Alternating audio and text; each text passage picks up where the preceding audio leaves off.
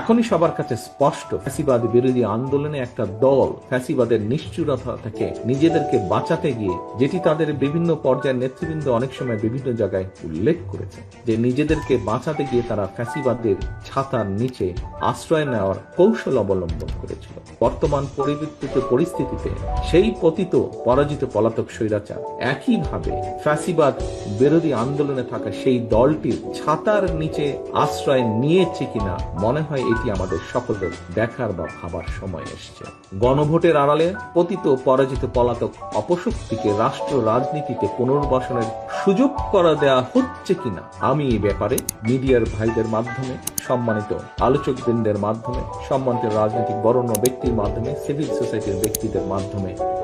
সকলকে এই ব্যাপারে সতর্ক দৃষ্টি রাখার জন্য দেশের গণতান্ত্রিক আমি জনগণের প্রতি আহ্বান জানাই।